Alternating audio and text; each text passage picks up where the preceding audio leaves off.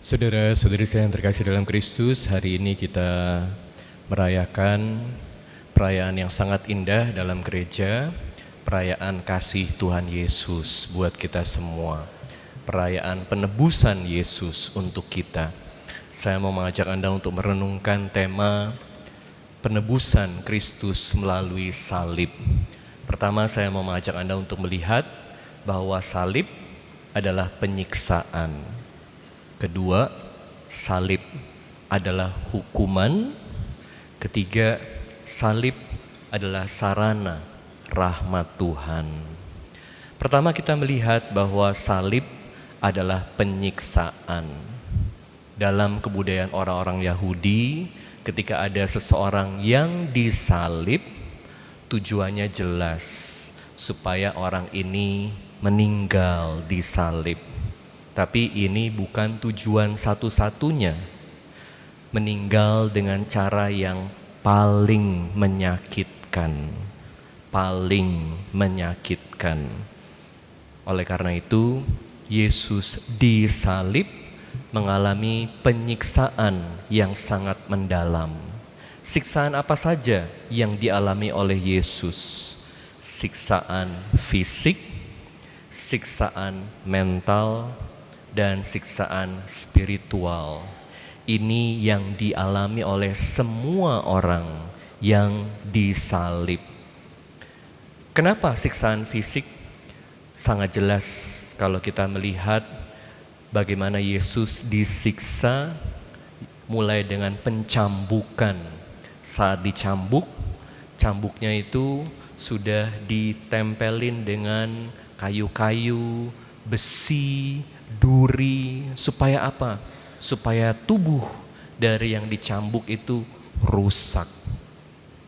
Saat memanggul salib, orang ini terus dicambuk. Maka dikatakan ada orang-orang yang meninggal bahkan sebelum disalibkan karena penyiksaan yang dialami. Tentu memanggul salib juga tidak mudah. Salib sangat berat. Saat berada di salib, ini juga penyiksaan yang luar biasa karena tubuh harus menanggung beban. Maka salib adalah penyiksaan fisik yang luar biasa. Bukan hanya itu, salib juga penyiksaan mental karena semua yang disalib dipermalukan. Kita mengalami dalam hidup betapa beratnya kalau kita harus menanggung malu. Seringkali kalau boleh pilih antara siksaan fisik atau siksaan mental karena harus menanggung malu, banyak orang yang memilih saya bersedia untuk menanggung kesulitan fisik daripada harus menanggung malu. Tapi Yesus ditanggalkan pakaiannya dan perjalanan penyalipan memikul salib dan disalib harus dilakukan di tempat di mana ada banyak orang lewat supaya banyak orang bisa melihat. Dan kita tahu bagaimana Yesus dicemoohkan oleh banyak orang. Bukan hanya itu, lebih berat lagi adalah penyiksaan spiritual. Kenapa? Karena semua orang yang disalib itu berpikir bahwa ini adalah kutukan dari Tuhan. Kutuk yang harus ditanggung. Orang-orang yang disalib merasa ditinggalkan oleh Tuhan dan merasa mereka itu mendapatkan penderitaan seperti ini karena mereka melakukan kesalahan. Oleh karena itu, poin saya yang kedua, salib adalah hukuman. Salib adalah hukuman. Yesus tidak bersalah, tetapi Yesus menanggung hukuman yang kita manusia harus tanggung. Karena Yesus mencintai kita. Kita lihat kalau salib adalah hukuman, ini artinya salib adalah akibat dari berbagai perbuatan yang dilakukan oleh seseorang yang menerima hukuman tersebut. Jadi dalam hidup kita melihat kalau dikatakan bahwa kita harus menanggung salib, seringkali ini juga berarti bahwa kita harus menanggung berbagai akibat dari perbuatan kita. Dalam hidup ada yang namanya hukum tabur tuai. Hukum tabur tuai ini sangat nyata. Apa yang dimaksud dengan hukum tabur tuai? Hukum tabur tuai adalah hukum kodrat, hukum alam. Segala hal, semua hal yang kita lakukan dalam hidup pasti ada akibatnya. Oleh karena itu, dalam berbagai hal yang kita lakukan, kita manusia diberi kemampuan untuk membuat keputusan. Tuhan menciptakan kita sebagai makhluk yang bebas. Dan Tuhan menciptakan kita dengan kemampuan untuk melakukan banyak hal. Tuhan menciptakan kita untuk bisa menanggapi berbagai situasi. Tuhan menciptakan kita dengan kemampuan untuk memilih, membuat keputusan. Pertanyaannya, kita sudah membuat keputusan dengan baik atau belum? Adam membuat keputusan yang salah. Adam diberi kebebasan. Dia bisa mengikuti Tuhan, taat kepada Tuhan, atau dia bisa tidak taat kepada Tuhan. Adam tidak taat kepada Tuhan. Dia jatuh dalam dosa. Sebagai akibatnya, Adam kehilangan rahmat Tuhan. Adam masuk dalam penderitaan. Penderitaan dalam hidup disebabkan karena dosa manusia. Saya ulang, dalam hidup ada penderitaan. Karena apa? Karena dosa manusia. Oleh karena itu, kita semua harus hati-hati dalam membuat berbagai keputusan dalam hidup kita. Sekecil apapun dosa, selalu ada akibatnya. Dosa kecil membawa kita pada dosa lainnya. Dari satu dosa kepada dosa lain, dari kecil sampai besar. Jangan sampai ada saat di mana kita udah tidak bisa lagi menguasai hidup kita, karena hidup kita dikuasai oleh berbagai dosa kita. Jadi, kalau ada orang-orang yang dihukum, mereka menderita, mereka disiksa. Karena apa? Karena dosa mereka. Salib adalah hukuman. Kenapa mereka dihukum sampai seperti itu? Karena kita hidup dalam masyarakat yang penuh dosa. Kalau kita hidup dengan para malaikat, mungkin gak perlu dihukum di salib. Tetapi karena kita hidup dalam masyarakat yang menuntut katanya keadilan, masyarakat yang balas dendam, maka ada penyalipan. Anda lihat kenapa penyalipan itu begitu kejam? Karena masyarakat mau supaya mereka yang sudah buat salah dihukum seberat mungkin. Kalau ada orang yang Anda lihat sewenang-wenang dalam hidup, mengalami penderitaan dalam hidup, Anda senang gak? Bos Anda yang semenang-mena kepada Anda dalam hidup, perusahaannya hancur, senang gak? Tetangga Anda yang seringkali menghina Anda, tahu-tahu ditinggalin sama suaminya, seneng gak? Bilang apa? Rasain lo, rasain. Kalau bisa seberat mungkin makin senang. Karena apa? Karena mereka dalam penilaian Anda sudah berdosa pada Anda. Kalau ada teman yang menghina Anda, dikecilin, gak dianggap, dihina. Satu hari dia kena sakit kanker, rasain lu. Itu balasan dari Tuhan. Kenapa kita berpikir seperti ini? Karena kita manusia dikuasai oleh kebencian. Kita mau balas dendam. Dan kalau bisa, bagaimana balas dendamnya? Semakin bisa melampiaskan kebencian, semakin orang yang kita benci itu menderita, semakin dia hancur. Semakin puji Tuhan, Tuhan Engkau adil. Kita pikir Tuhan menghukum orang itu. Tetapi dalam pandangan kita sebagai manusia, kita selalu mau memberikan yang paling berat buat mereka semua yang membawa kesulitan dalam hidup kita. Tapi ini manusia. Dan seringkali kita bertanya juga, apa sih salahku sehingga mereka itu ngecilin aku, ngenyek aku, menghina aku, membuat hidupku sengsara. Dan ini yang terjadi dalam hidup manusia. Ini juga terjadi dalam kitab suci. Apa yang Yusuf pemimpi buat salah sehingga saudara-saudaranya begitu iri sama dia, begitu benci sama dia, sehingga saudara-saudara dari Yusuf pemimpi ini mau membunuh dia, jual dia sebagai budak.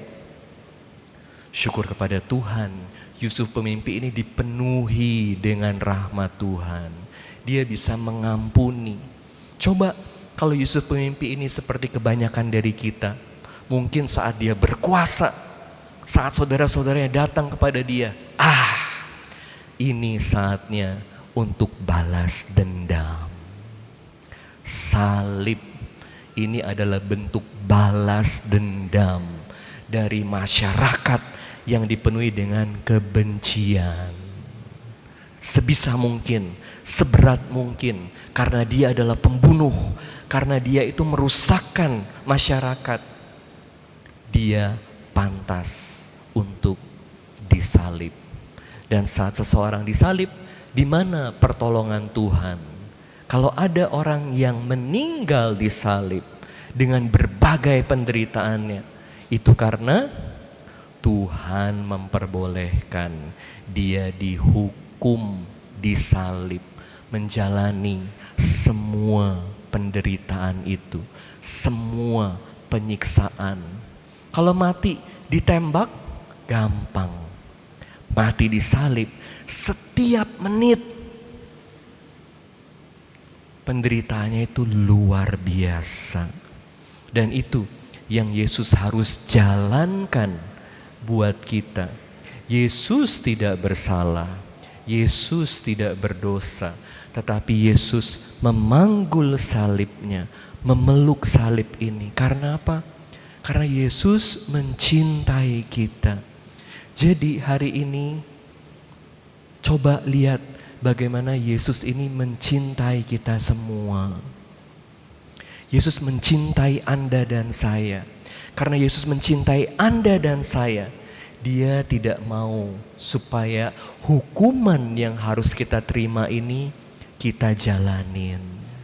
Dia mau meringankan hidup kita, membebaskan kita dari kutukan masa lalu, membebaskan kita dari penjara masa lalu. Tuhan mau beri kita hidup baru. Puji Tuhan, dalam hidup kita pengikut Kristus, kita bukan hanya pakai hukum tabur tuai. Kalau kita hanya pakai hukum tabur tuai, kita semua sudah sengsara hidupnya. Tapi hari ini Tuhan memberikan hukum apa? Hukum kemurahan hati, hukum kasih, hukum rahmat.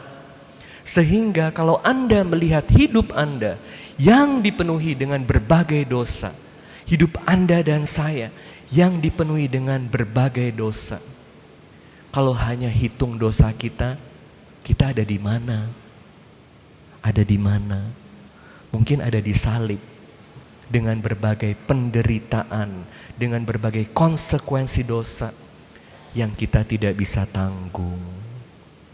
Tapi karena Yesus memaafkan kita, menanggung penderitaan ini buat kita, dengan hukum kasih, dengan hukum kemurahan hati, kita selalu bisa punya hidup baru bersama Yesus. Maka hari ini saat kita semua akan menghormati salib, buka hati kita sama Yesus. Gak ada masa lalu yang terlalu gelap untuk Yesus berikan hidup baru buat kita. Beberapa tahun yang lalu, Vatikan mengeluarkan satu buku hasil interview dengan Paus Fransiskus tahun 2015. Waktu launching buku ini di Vatikan, Paus Fransiskus undang seorang dari Cina, namanya Zhang King Agostino. Ini nama dia ya. Kalau Anda mau lihat ceramahnya dia dalam bahasa Itali, ngomong Italinya ini masih cadel-cadel ya. Kenapa dia diundang ke Vatikan untuk berbicara di depan Paus dan begitu banyak orang? Dia mengalami kemurahan hati Tuhan. Nama baptisnya Agostino, jadi saya panggil dia Agostino. Jadi bagaimana kisah dia? Waktu dia dipanggil ke Vatikan, umurnya ini baru 30 tahun.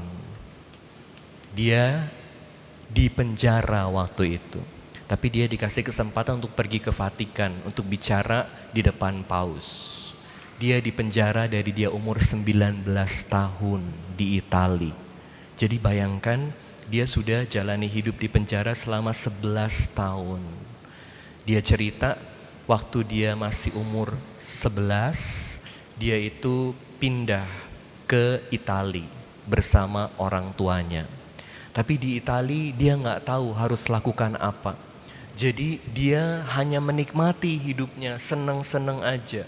Dan melakukan banyak hal-hal yang melanggar hukum. Sampai akhirnya dia harus dipenjara.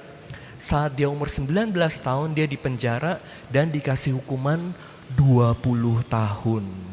Jadi artinya pasti dia melakukan satu kejahatan yang sangat besar. Kalau enggak, mana sampai dihukum 20 tahun. Tapi dia enggak sebut kesalahannya apa. Jadi waktu dipanggil ke Vatikan dia udah 11 tahun di penjara. Waktu dia di penjara dia bilang, saya udah kehilangan harapan akan hidup. Saya enggak tahu saya harus buat apa. Karena waktu masuk penjara saya belum bisa ngomong bahasa Itali. Saya enggak tahu harus ngomong sama siapa. Saya orang Cina sendirian di penjara. Dan saya marah terhadap situasi saya. Tapi saya mengalami pertobatan saat setiap kali mama saya itu kunjungin saya dan dia harus lakukan perjalanan sejauh 700 km dari tempat dia tinggal sampai ke penjara itu 700 kilo setiap kali kunjungin anaknya. Dan mamanya lakukan itu setiap minggu. Dan setiap kali mamanya tuh lihat anaknya, mamanya nangis terus nangis. Kenapa kok kamu lakukan ini? Kenapa kok kita pindah ke Itali dengan segala pengorbanannya, dengan segala perjuangannya, supaya anak-anak bisa hidup lebih baik. Tapi ini yang terjadi pada kamu dan kamu dipenjara 20 tahun. Kamu kehilangan hidup kamu. Yang mamanya bisa lakukan itu hanya nangis. Dan saat Agostino lihat itu, dia bertekad setiap kali lihat mamanya, aku harus perbaiki hidupku, aku harus perbaiki hidupku. Tapi nasi udah jadi bubur, bisa buat apa? Syukur pada Tuhan, di penjara itu dia dapat kunjungan dari seorang Katolik yang mau menyampaikan sabda Tuhan, tapi tentu mereka nggak bisa komunikasi. Agustino bilang, kalau dia ada di depan saya, dia ngomong apa saya juga nggak ngerti, tapi yang pasti saya bisa merasakan kasihnya pada saya, kepeduliannya pada saya. Saat dia pandang saya merasakan Tuhan Yesus sedang mencintai saya.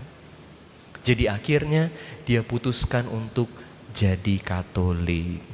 Dan hari demi hari dia makin hari makin baik.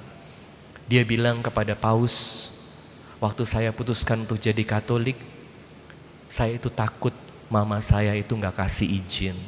Tapi waktu saya bilang kepada mama saya yang adalah seorang Buddha, mama saya diam beberapa menit. Kemudian dia bilang, kalau ini yang kamu anggap paling baik dan kamu bisa jadi pribadi yang lebih baik, boleh kamu dibaptis. Dia pilih nama siapa? Agustino, Santo Agustinus. Kenapa? Karena Santo Agustinus itu buat mamanya terus-menerus menangis. Tapi dengan pertobatannya, dia membuat mamanya jadi penuh sukacita. Dan itu yang dia lakukan. Saat dia bertobat, dia minta dibaptis, dia ambil nama Agustinus. Dia terus-menerus berusaha buat baik. Dia baca Alkitab, bahkan sekarang dia sudah mewartakan kitab suci ini kepada orang lain. Sampai ada orang Cina lagi yang belakangan jadi Katolik karena dia. Pertobatan bukan tidak mungkin.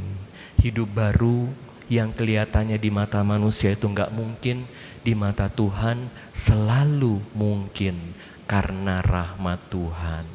Salib Tuhan memberi kita hidup baru. Oleh karena itu, betapapun susahnya hidup kita, betapapun gelapnya hidup kita, dan seringkali karena kesalahan kita sendiri, bukan tidak mungkin Tuhan berikan hidup baru buat kita. Mohon rahmat hidup baru buat kita semua. Saat Anda nanti menyembah salib, mohon rahmat supaya Tuhan memperbaharui hidup Anda. Amin.